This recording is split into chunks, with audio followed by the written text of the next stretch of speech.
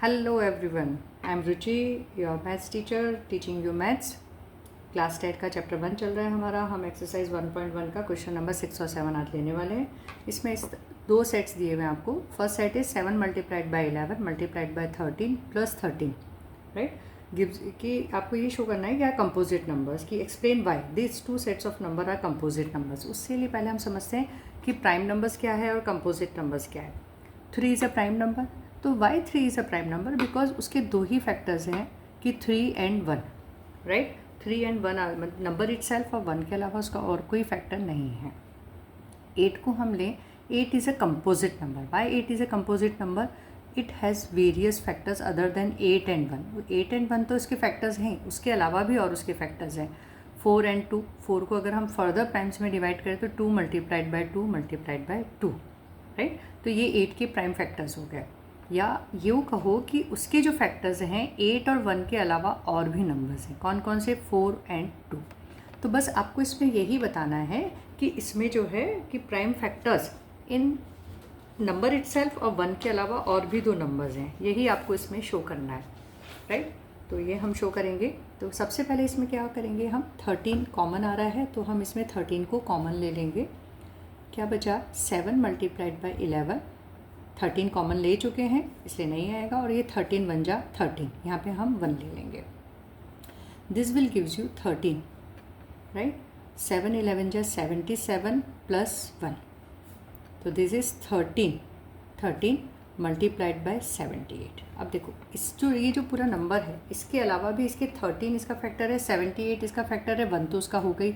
अब चाहो तो 78 के और भी फैक्टर्स निकाल सकते हो. 78 के अगर प्राइम फैक्टर्स हम निकालेंगे तो 78 में क्या होगा? 2 से डिविजिबल है 3, 9, 39 3 से डिविजिबल, 3 1 जा 3, 3 3 जा 13 एंड 13. तो लुक इसके कितने सारे फैक्टर्स हो गए? 13 multiplied by 2 multiplied by 3 multiplied by 13. अच्छा, इसके अलावा 1 भी इसका फैक्टर है और जो नंबर इटसेल्फ होगा वो होगा.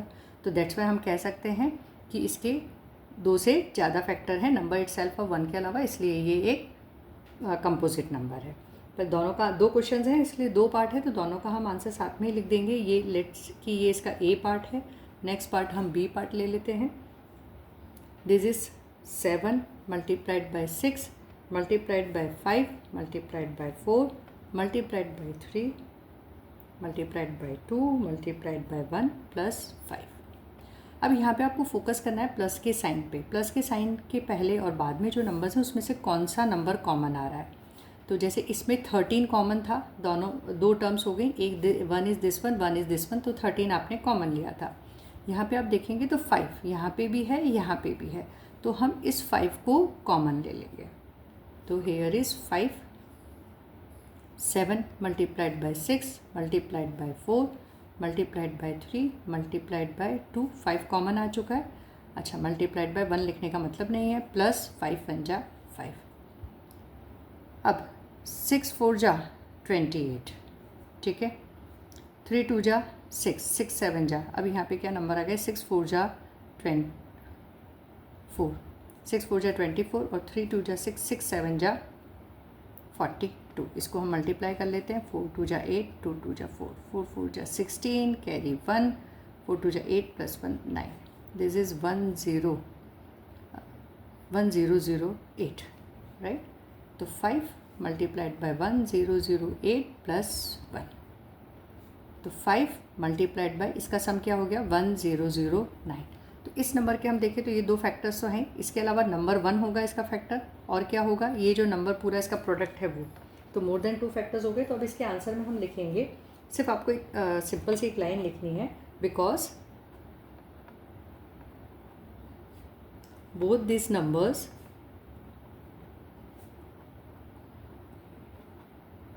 Has more than 2 factors, these are composite numbers. बस ये लिख के आपको बता देना है. और ये क्वेश्चन बहुत इम्पॉर्टेंट है, बहुत ही ज़्यादा एग्ज़ाम में पूछा जाता है, ठीक है. तो इसके बाद हम लेते हैं क्वेश्चन नंबर 7. क्वेश्चन नंबर 7 आपको क्या कहता है? क्वेश्चन नंबर 7 में है कि there is a circular path around a sports field. Sonia takes 18 minutes to drive one round of the field while Ravi takes 12 minutes for the same. तो एक circular path है, राइट। उस circular path पर 2 person हैं। Question number 7, this is let circular path, ये इसका initial point है। 1 person is Sonia and another person is Ravi, right. Sonia को 18 मिनट्स लग रहे हैं, ठीक है। सोनिया आपके ले रही है 18 मिनट्स 1 राउंड को फिल करने में, और जो रवि है he is taking 12 minutes to complete 1 round. Suppose they both start at the same point and at the same time, दोनों ने सेम पॉइंट से और सेम टाइम पे स्टार्ट किया है and go in the same direction. Like अगर सोनिया इस direction में जा रही है तो रवि भी इसी डायरेक्शन में जा रहा है। After how many minutes will they meet again at the starting points. अब ये वाली प्रॉब्लम्स बहुत इंपॉर्टेंट हो जाती है आप लोगों के लिए, क्योंकि फर्स्ट चैप्टर में जो यूक्लिड लेमा कट होने के बाद में इन पे वेटेज बढ़ गया है 4 मार्क क्वेश्चंस का, राइट। तो अब आपको ये बताना है कि after how many minutes will they meet again at the starting point, कितने टाइम के बाद वो स्टार्टिंग पॉइंट पर वापस आकर मिलेंगे, ठीक है।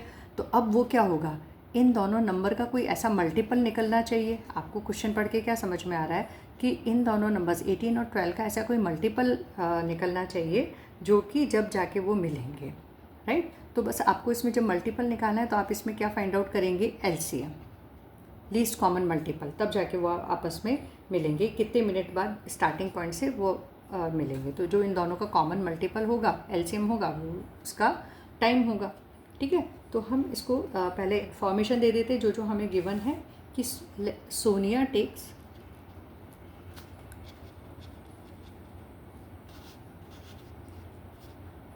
18 minutes to complete 1 round.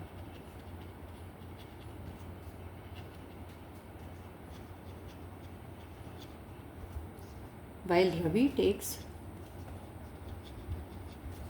12 minutes to complete 1 round. ठीक है। We need to find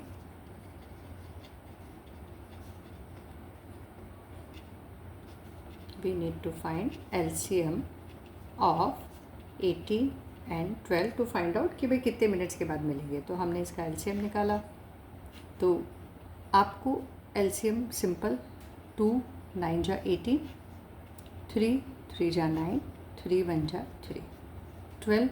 LCM of 12 is 2 6 जा 12, 2 3 जा 6 and 3 1 जा 3, ठीक है। तो factors of 18 are 2 multiplied by 3 multiplied by 3. Factors of 12 are 2 multiplied by 2 multiplied by 3. Common factors हमें एक बार लेने होते हैं, इसलिए पहले हम उसको सेपरेट कर देंगे। तो एलसीएम क्या होगा, सारे फैक्टर्स 2 सेकेंड 2 मल्टीप्लाइड बाय जो कॉमन में 3 है वो हमने लिया, मल्टीप्लाइड बाय 3, 3 3 जा 9, 9 4 जा 36, ठीक है।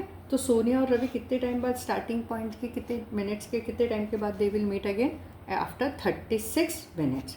सो हम आंसर लिख देंगे, so Sonia and Ravi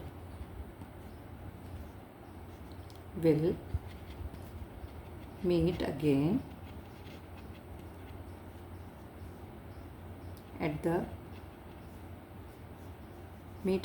at the starting point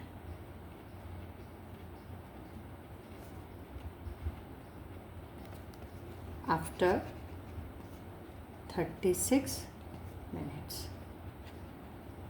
तो that will be your answer, ठीक है। तो ये आज हमारी एक्सरसाइज 1.1 कंप्लीट होती है। I hope all of you will have enjoy. Please like share and subscribe. आपके और भी जो भी फ्रेंड्स हैं 10th स्टैंडर्ड के, उनके साथ में शेयर करिए जिससे सबकी हेल्प हो सके। Thank you very much. अब हम मिलेंगे एक्सरसाइज 1.2 के इंट्रोडक्शन के साथ में। Bye bye.